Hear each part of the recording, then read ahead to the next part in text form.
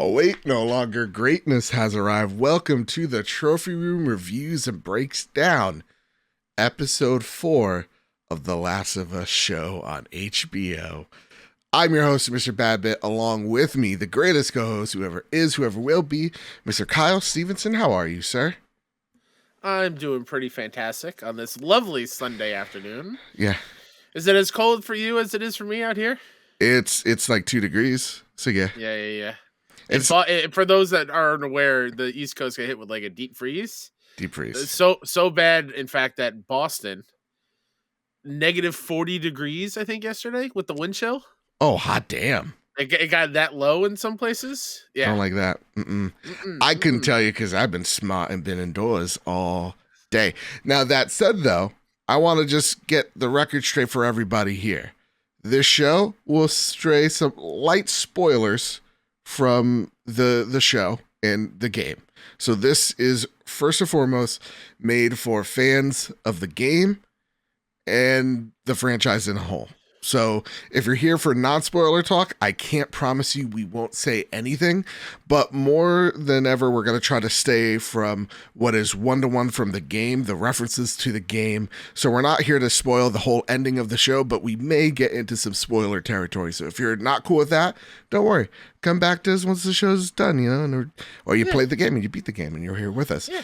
That said, how the show also works is we just watched the episode, so we are breaking it down as we remember it firsthand. All right, so there's the rules of the road before we get into this whole big shindig. I want to ask you, Mr. Kyle Stevenson, host of the Trophy Room. Whoa, what a show. What an episode. What an episode. The length of this episode I felt because it was too short. Yeah. It seems every Sunday night when we watch the show, I am so disappointed when it fades to black and the credits start because I want it all. Yeah. Right, like as soon as this comes out in steelbook form, I'm going to have that disc stay in my PlayStation to watch it at least, I don't know, for 3 months. That's all I'll watch because I just want to live in their performances. I want to live in that world because it is so wonderfully realized from the games. Mm-hmm. And they're just making so many amazingly smart choices in what they take out of the game. Yeah. And how they move things around, and it just kind of all makes sense. Like, real talk, the fact that this episode was in Kansas City and not Pittsburgh, that makes that journey seem so much better than like Pittsburgh, and then we're further out west from Pittsburgh, right? Like, I forgot when the next stop was, but it just makes more sense moving it a little bit farther west from what the game was. Yeah, and for me, it does make more sense via the map that they're taking, where it's like, okay, the destination was already set. So the first deviation is, yes, they're not in Pittsburgh, they're in Kansas City. And the reason for that is they're going to find Tommy so that Tommy can take Ellie to the Fireflies, which in the game, it's kind of like a change of plans. We're going to go to Tommy midway through the game after Pittsburgh. And right there, I like that the destination in the show is set. So we know where we're supposed to go. We're not deviating. Nothing seems like this is filler for, a great level in a game. But at the same exact time, using the great elements in the game to populate this show. So this one, last week's episode, I was in the super minority of going, I liked it. I didn't love it. And then I watched it again, and then I cried and go, I really liked it. Still didn't love it because I'm here for Joel and Ellie, right? As much as I love Bill and Frank, I'm here really for Ellie. And we got Ellie in spades. And Bella Ramsey, once again, just crushes the performance of Ellie. Absolutely. And we just talked about the way that it deviates from the game with the setting. Let's talk about how it didn't. Let's talk about the whole truck scene and how it was so faithfully recreated. Things that I didn't think we were going to get because the last episode was Billstown. Yeah. So the fact that we got the magazine, right? The fact that we got Ellie pulling out the pun book. Yep. The song choice, the Hank Williams, Yeah. is so integral to the scene where they're driving into Pittsburgh and seeing the guy asking for help. Everything was in that one truck scene, and Yeah. I could just eat up that scene and just watch that scene alone on a loop because I loved it so much. Yeah, where I feel like Joel and Ellie in the game, they kind of come together through the shared trauma of what's happening to them on this journey. Yeah. You are seeing Ellie being Ellie, chipping at Joel a lot more in the show. So, like, to start it off, we start with Ellie playing with the gun in the bathroom, right? So they're at a pit stop, and I thought, yeah, that's exactly what a kid would do. That's what I would do in that situation. It's like, yeah, I got this cool just toy. Stole a gun. Yeah, here it is. Here's this. To me, like, this is that world's version of a toy. Because I'm like, here's this thing I shouldn't have, but I want to see how this thing slides back. Like, she's figuring it out.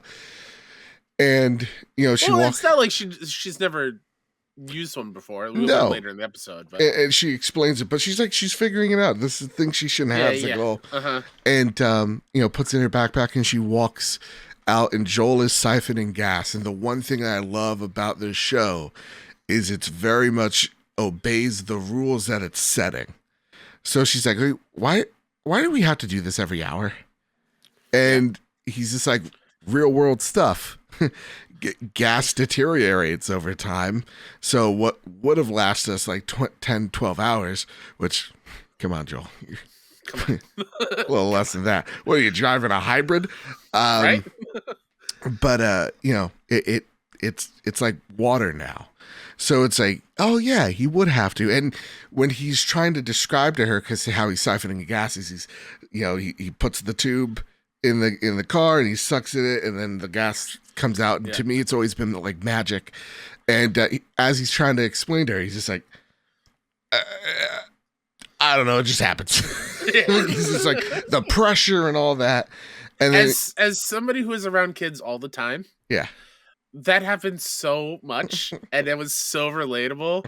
Where their kids are just asking questions because they want to know, and in your head, you're like, it's too complicated. Just like it just happens. Just leave me alone for a little bit. I'm tired.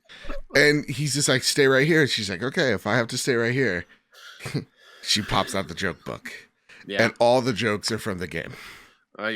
Amazing. And also stuff that happens in the Pittsburgh scene in the game where they're walking around the streets of Pittsburgh, and that's where I believe you're introduced to the pun book. That's right. And that's an optional kind of thing.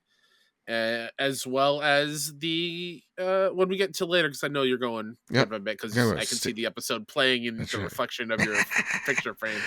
But and when we get to the car too, we talk about those little moments. Why are the pages stuck together? Why are the pages stuck together? I didn't think they'd do that, and I was just like, hot damn. I'm just effing with you, Now, a part of me, as I'm like, okay, you're hitting me a little bit too much and a little bit too fast with all the like winks and nods, but also understanding that they just came out of an episode of over an hour where they deviated so heavily. They're just like, here's a bunch of silly gags from the game that you've earned it. So we get the cassette, we get the pages. Plus, last episode was super heavy, right? Very so heavy. Give us some more lighter notes to start off. And the quote for her going, I'm not even tired. Oh, that Then bam, cuts, she's asleep. Another amazingly real little human moment. Mm-hmm. I'm not tired. What are you talking about? I can go. Now, the next thing that we see them do is like they camp out. So he's not standing in the middle of the road with this car. That'd be dumb. He's going deep in the woods with it.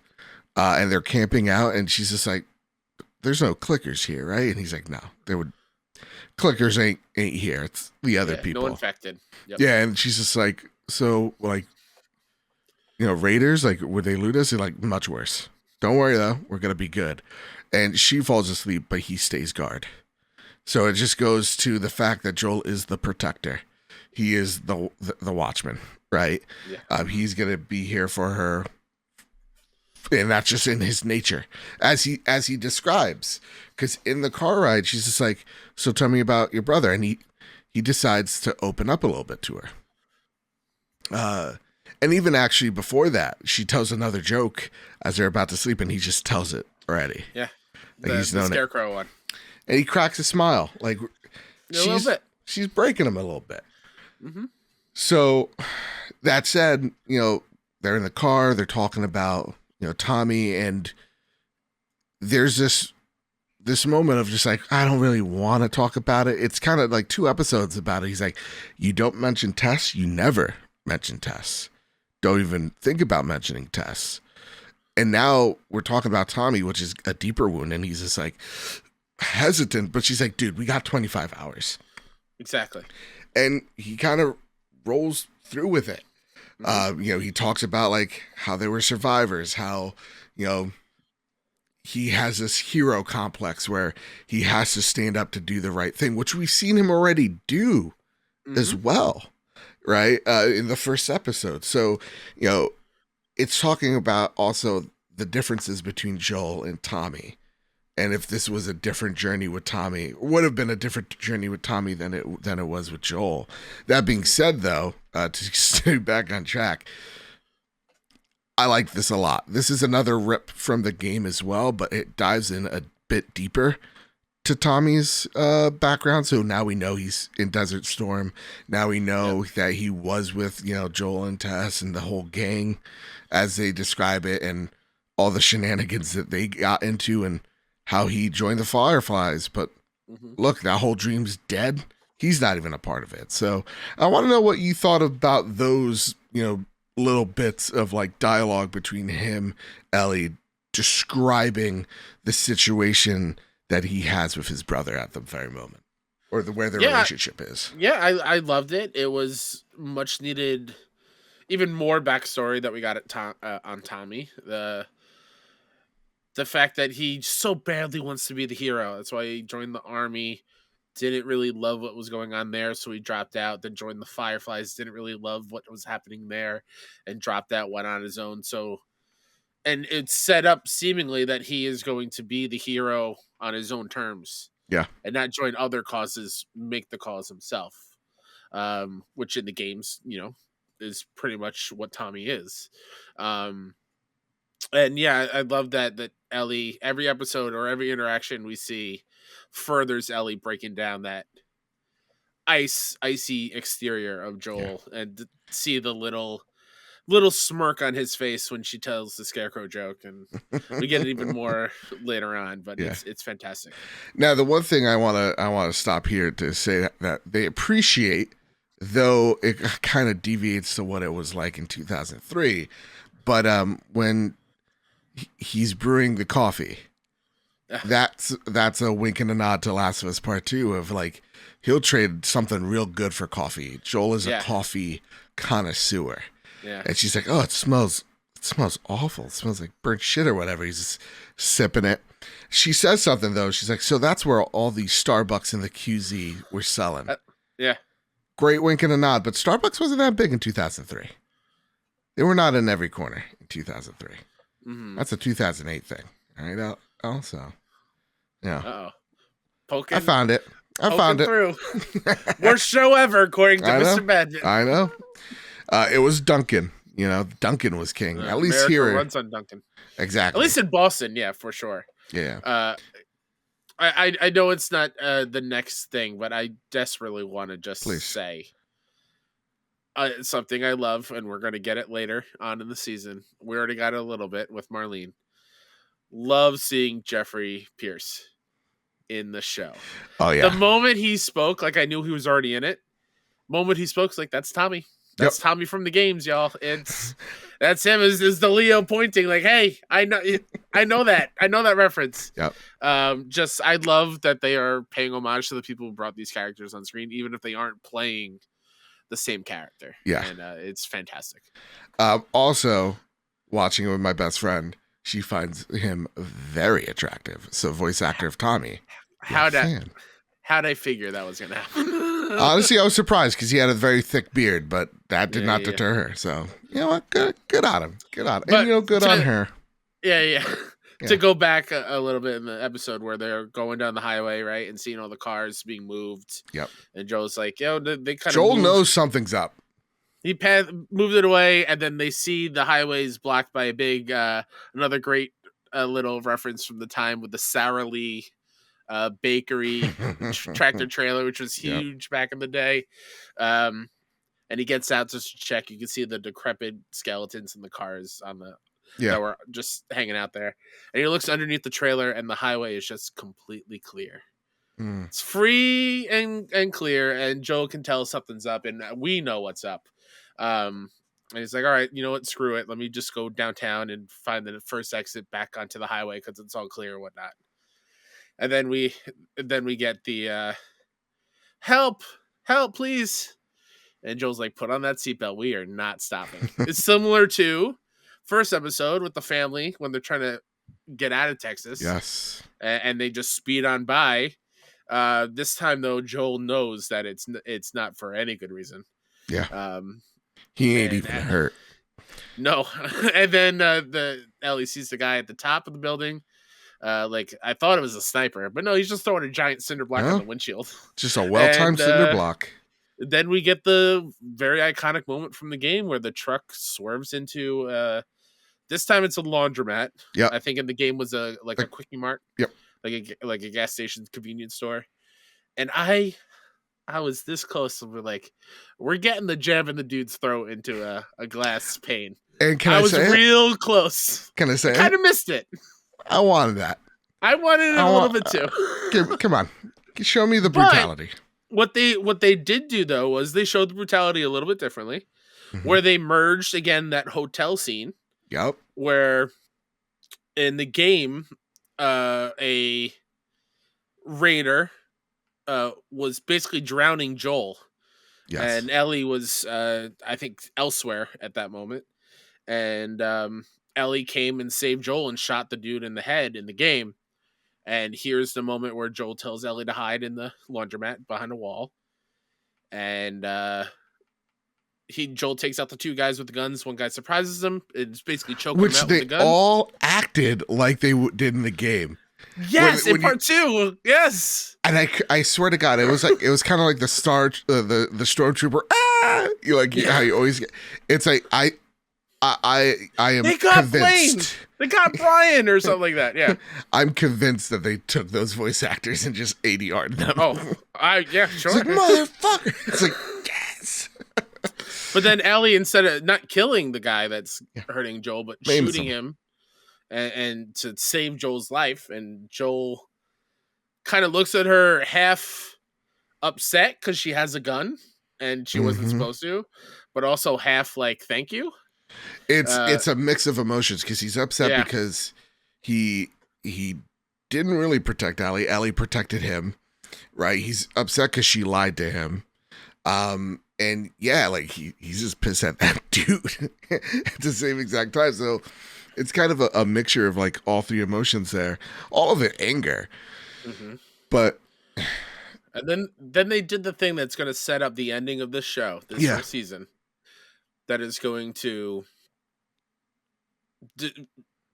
fracture, I think, people who watch the show as similar as to what the game does with fans. What's that? Whether or not Joel's the villain. Yeah, they're really setting up Joel as like he isn't. There's a question she asked later on of like, did you kill innocent people? And he's just like, yeah, kind of, sort of, and. Even like talking to my parents, they're like, she's like, so who's like the good guys and the bad guys? I'm like, not that. That's not this show. That's not this show. And I think there really are no villains. Really. Yeah, and I think they're doing such a great job of showing like that. There's just bad. Like every choice is just not great. It's all just survive. Yeah. That's all it is. And how do you justify your survival is whether you like, who gives a shit right or wrong if you're dead. It's pretty much how it is. But the one thing here too is, Ellie's been wanting this gun. She sees the action of it and she's like, oh, fungool. I've been watching a lot of Sopranos. Oh boy. I don't know. Oh, what are you doing? Forget about it. Chrissy, they eat the bad mushrooms. All right. No, T.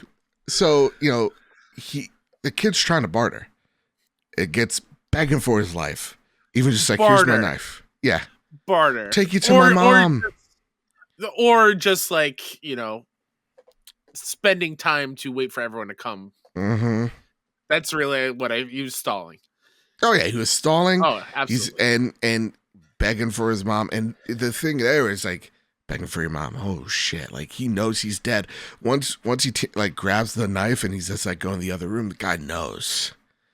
And now you do get to see the brutality of this world.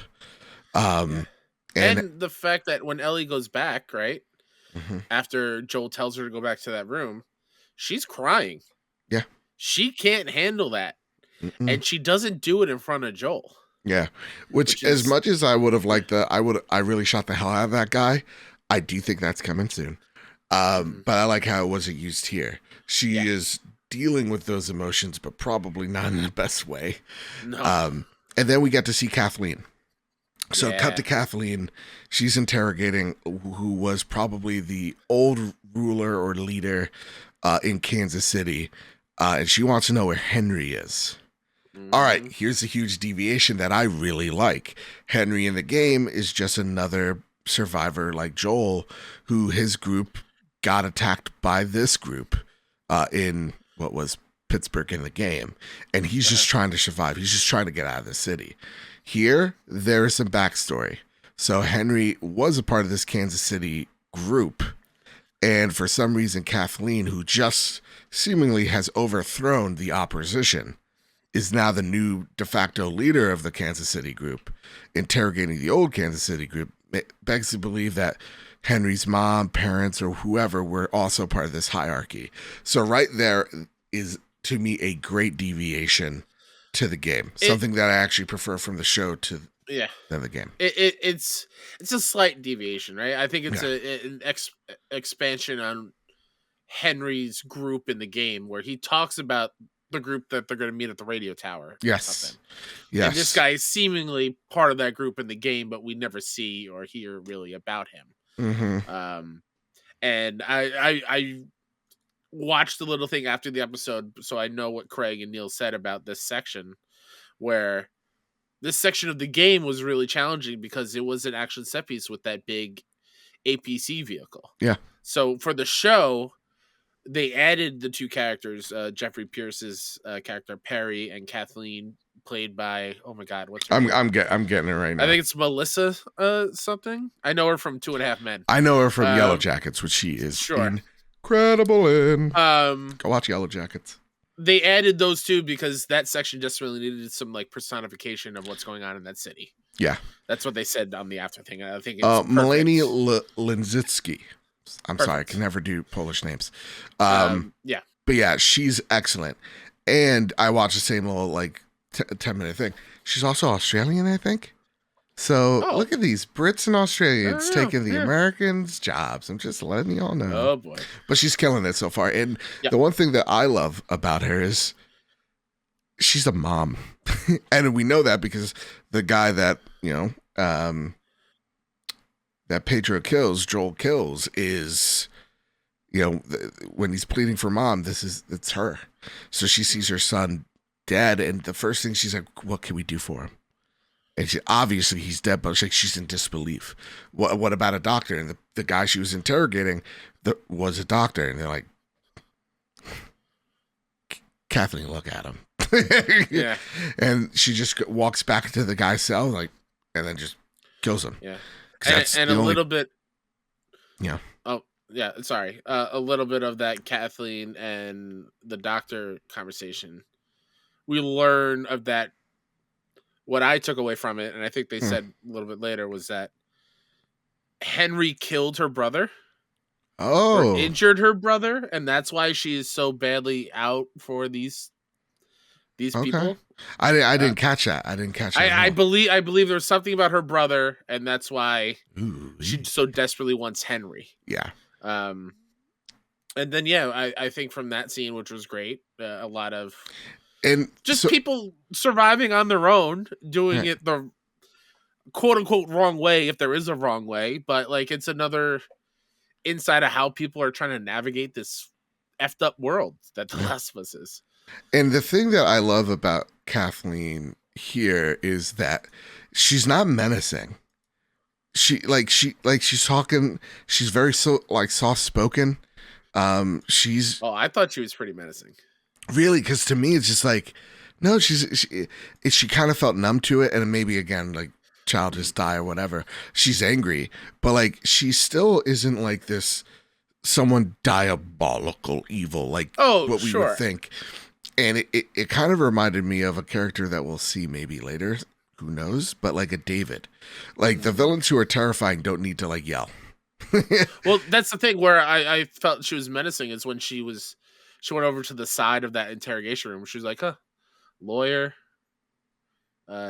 doctor, yeah, and just kind of reading the lists like very slowly and like basically saying, what can you do for me, or something like that.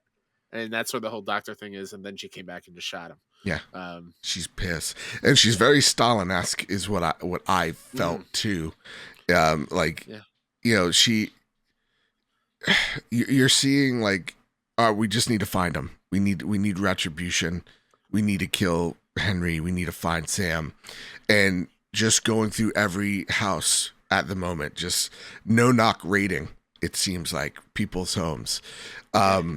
And Joel and Ellie kind of just camping out. And there's a really great moment of him going, okay, fine, you have a gun. Fine, you protected me.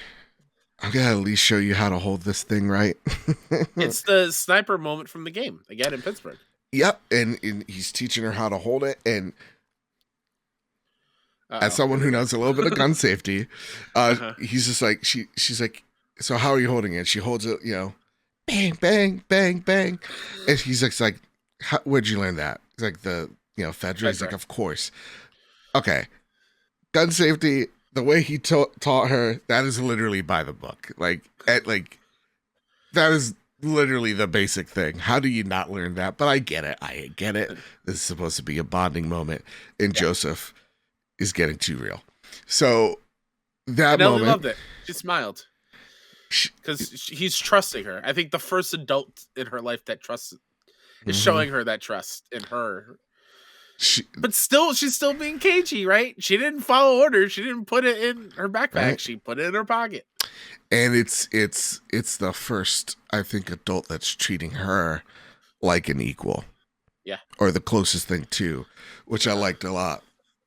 And then them kind of just saying, hey, well, listen, we're going to go to the skyscraper because we're going to get a good view of the city. And that's how we're going to find an exit strategy from there. And we're just going to run for it. And the best thing is just like, she's looking at the staircase when they finally get to this building. And she's just like, we're going to walk 45 flights of stairs. She's just like, as high as much as we can go. And that's where I said I already knew I wouldn't survive. It's like, there's no way. Yeah, I'll make it up 3 flights. I'm like, you know what? All right. I was like 4 or 5 I'd give for me. And then I'm like, pooped.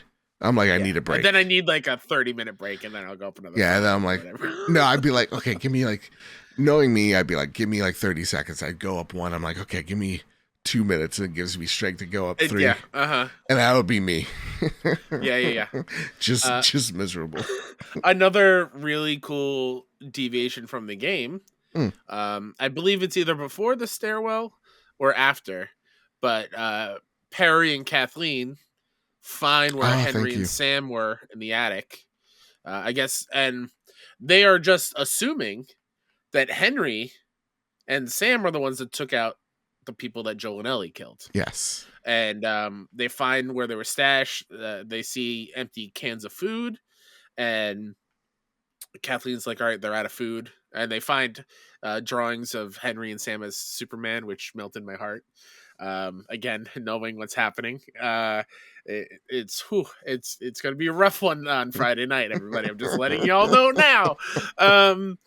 And then they go down, and Perry's like, this is one more thing. Yeah. And then they go down to the storage room. The storage room, which is, again, I think the hotel in Pittsburgh. Yep. With all those freaky stalkers, and the generator section, which is probably the most horrifying section in the game. And they did what everybody did in the game. We'll get to this later. Yeah. You know what? Let's not tell anybody. Turn off the PlayStation 5. We're good. The ground is breathing. Yeah, let's just go. Yeah. So it looks like we got some burrowers. No, that's the bloater, baby. But maybe in this world they're called burrowers instead of like bloaters. Maybe. And then I was like, oh, they're doing a Gears of War because that's how the Locust. Oh. I'm like, look at this. The Locust Horde comes to Kansas City. Yeah. Thank you for that because I totally forgot. Yeah, next episode. Oh, boy. Oh, boy. But then, after all that, they get to the office building and they have another really good human moment. Office building again, taken straight from the game. Straight from the game. I saw those paintings on the walls. Like, I know exactly where that is. Yeah. Yep. Except this time, it's without Henry and Sam. In the game, Henry and Sam take Joel and Ellie to this place. Yep. In the show, it is just a place that Joel and Ellie find, or where they stop because they're so tired climbing up the flights of stairs. Absolutely. And so we miss out on like the whole.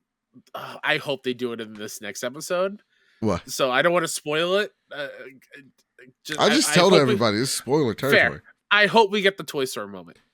Yes. If we don't get the Voltron Transformer thing, and we stop I think that's there. Yeah. I think that is. I hope it's next episode because we do miss that from the game. By the time we're in this room in the game, we have already had that moment. Yeah. I think you're definitely gonna get a moment similar to that. I hope so.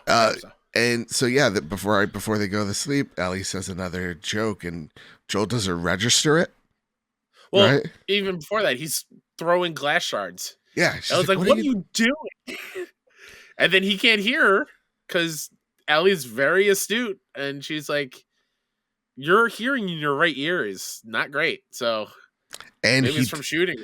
And that's such a great thing that Pedro says. It's like, which is true.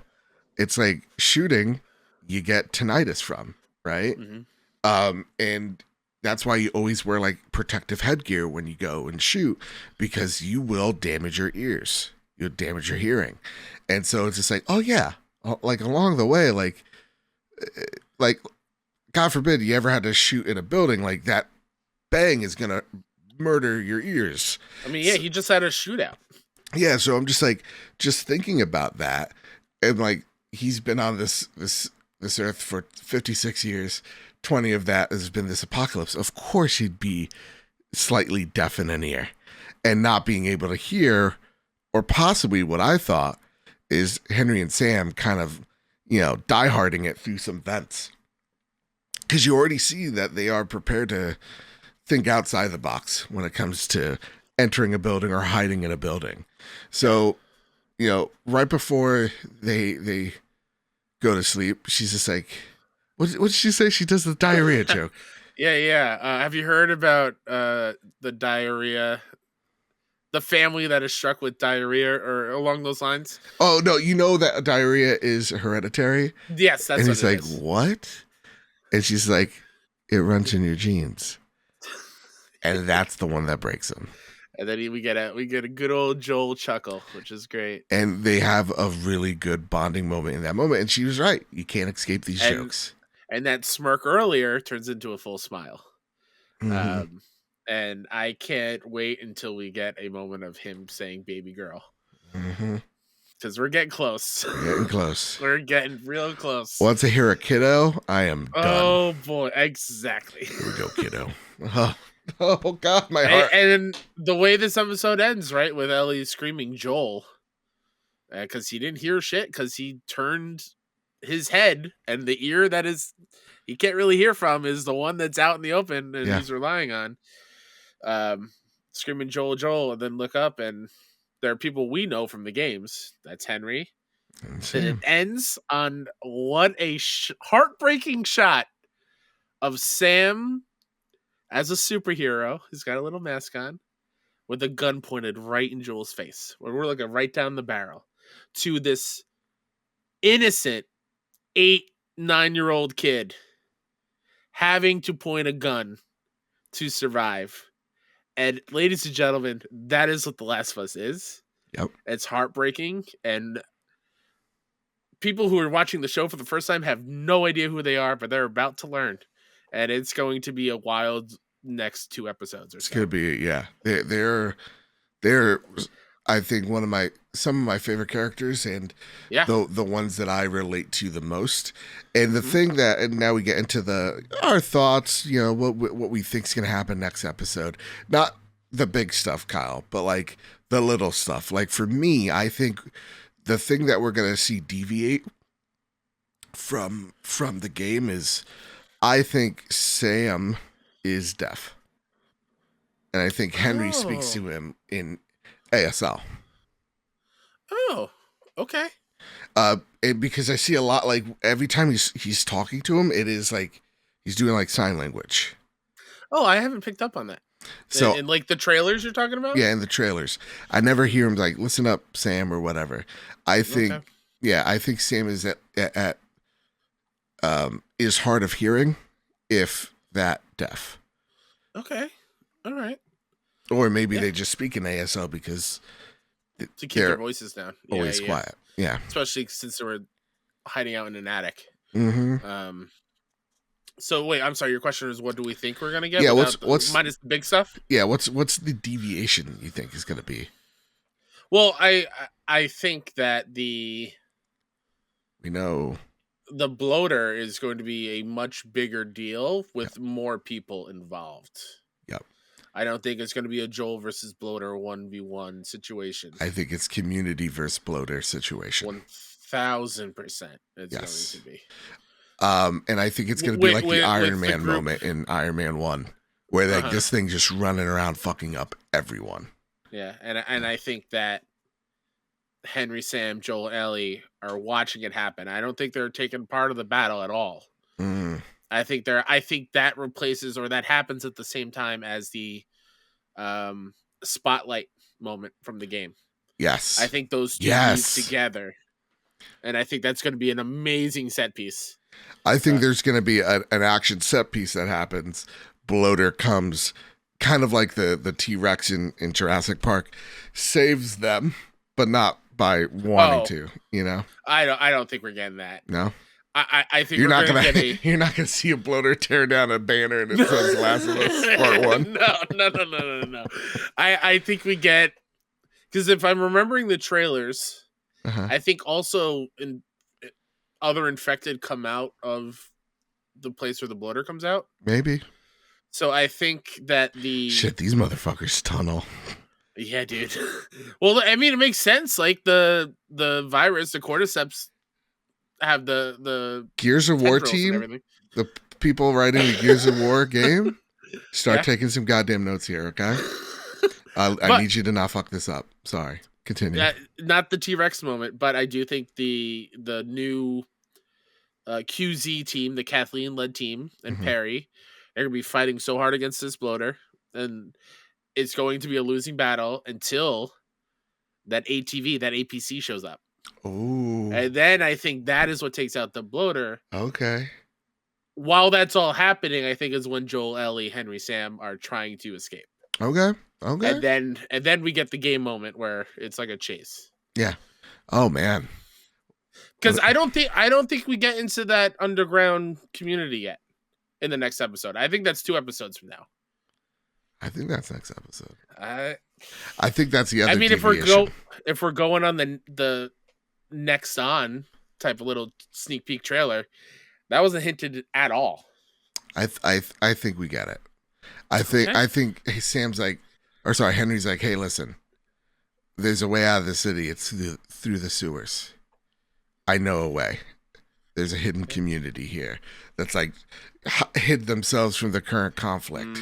That's why he's so good at hopping in and out of things and getting to supplies and whatnot. So that's what I'm thinking.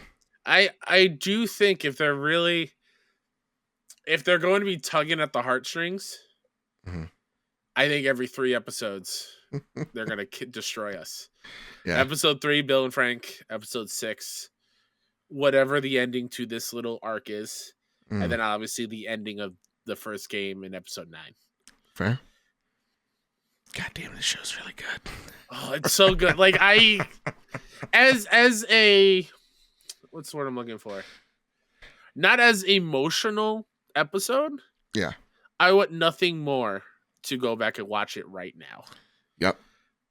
That's what this show is doing to me. I usually don't rewatch episodes really? close to each other. I never. I would rather until like the next season, and then I will rewatch the first season. But this show, man, I love the Last of Us IP so much, and they are just crushing it. Crushing it, man. I have no notes. Nothing they could add, nothing they could fix with deviations.